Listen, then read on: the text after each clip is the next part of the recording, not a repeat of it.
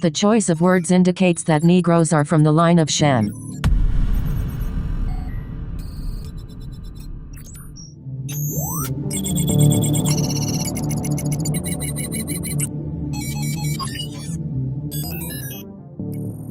Ham, the youngest son of Noah, born probably about 96 years before the flood, and one of 8 persons to live through the flood. He became the progenitor of the dark races, not the Negroes, but the Egyptians, Ethiopians, Libyans and Canaanites. Zondervan Bible Dictionary.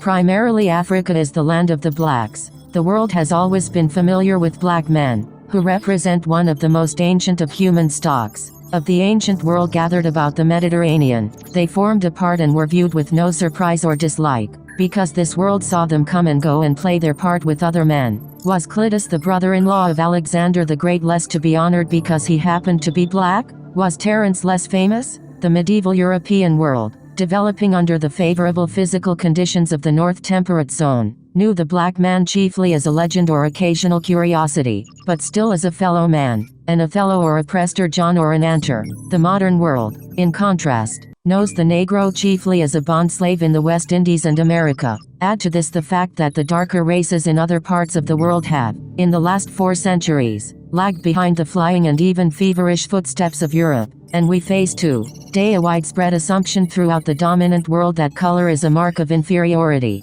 The result is that in writing of this, one of the most ancient, persistent, and widespread stocks of mankind, one faces astounding prejudice. That which may be assumed as true of white men must be proven beyond peradventure if it relates to Negroes. One who writes of the development of the Negro race must continually insist that he is writing of a normal human stock, and that whatever it is fair to predicate of the mass of human beings may be predicated of the Negro. It is the silent refusal to do this which has led to so much false writing on Africa and of its inhabitants. Take, for instance, the answer to the apparently simple question what is a Negro. We find the most extraordinary confusion of thought and difference of opinion. There is a certain type in the minds of most people which, as David Livingstone said, can be found only in caricature and not in real life.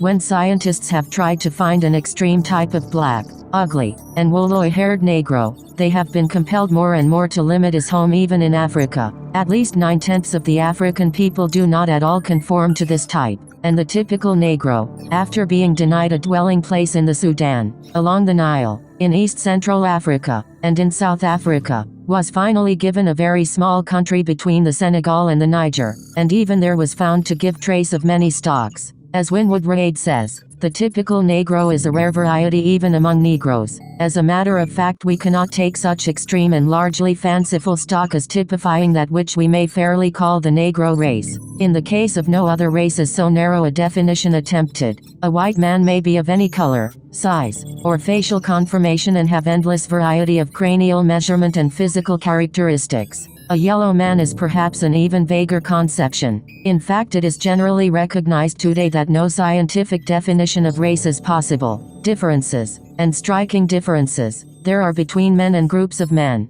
but they fade into each other so insensibly that we can only indicate the main divisions of men in broad outlines. As von Lucian says, the question of the number of human races has quite lost its raison d'etre and has become a subject rather of philosophic speculation than of scientific research. It is of no more importance now to know how many human races there are than to know how many angels can dance on the point of a needle. Our aim now is to find out how ancient and primitive races developed from others and how races changed or evolved through migration and interbreeding. 1. The mulatto, using the term loosely to indicate either an intermediate type between white and black or a mingling of the two, is as typically African as the black man and cannot logically be included in the white race. Especially when American usage includes the mulatto in the Negro race. It is reasonable, according to fact and historic usage, to include under the word Negro the darker peoples of Africa characterized by a brown skin, curled or frizzled hair, full and sometimes everted lips, a tendency to a development of the maxillary parts of the face, and a dolichocephalic head.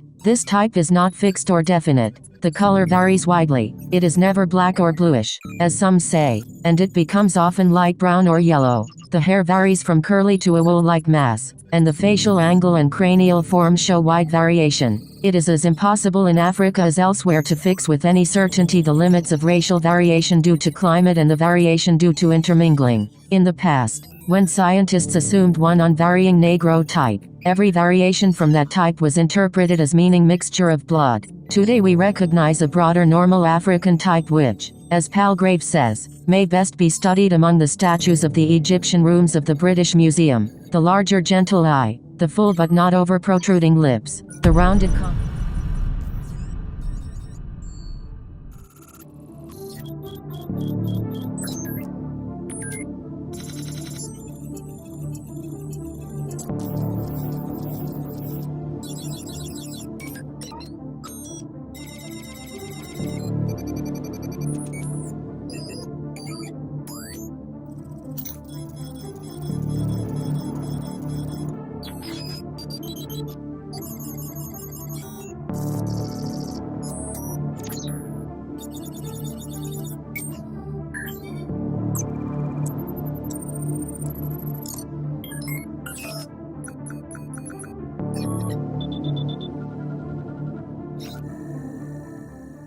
the larger gentle eye, the full but not over protruding lips, the rounded contour, and the good-natured, easy, sensuous expression. This is the genuine African model. To this race Africa in the main and parts of Asia have belonged since prehistoric times. The color of this variety of man, as the color of other varieties, is due to climate, conditions of heat, cold, and moisture, working for thousands of years through the skin and other organs, have given men their differences of color. This color pigment is a protection against sunlight and consequently varies with the intensity of the sunlight. Thus in Africa we find the blackest men in the fierce sunlight of the desert, red pygmies in the forest, and yellow bushmen on the cooler southern plateau. Next to the color, the hair is the most distinguishing characteristic of the Negro, but the two characteristics do not vary with each other. Some of the blackest of the Negroes have curly rather than woolly hair, while the crispest, most closely curled hair is found among the yellow Hottentots and Bushmen. The difference between the hair of the lighter and darker races is a difference of degree, not of kind, and can be easily measured.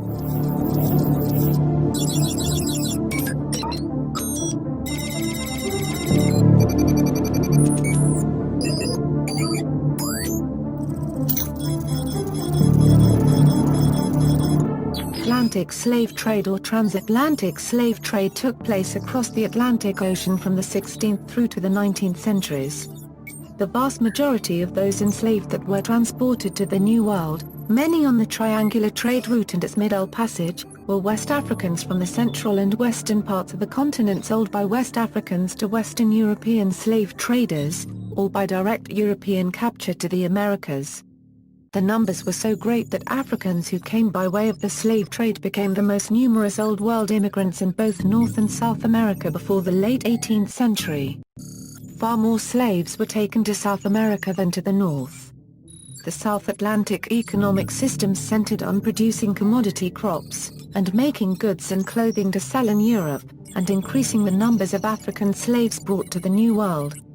This was crucial to those Western European countries which, in the late 17th and 18th centuries, were vying with each other to create overseas empires. The Portuguese were the first to engage in the New World slave trade in the 16th century, and others soon followed.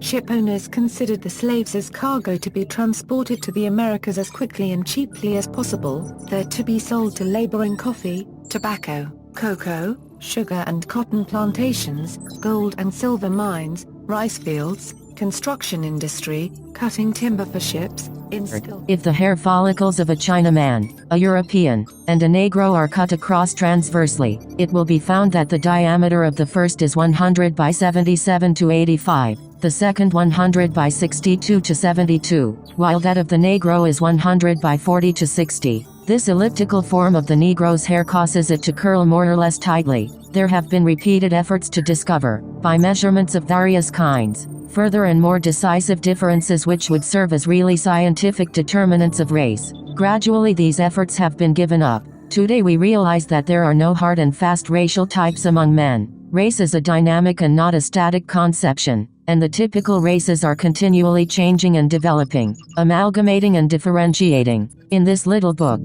then, we are studying the history of the darker part of the human family, which is separated from the rest of mankind by no absolute physical line, but which nevertheless forms, as a mass, a social group distinct in history, appearance, and to some extent in spiritual gift.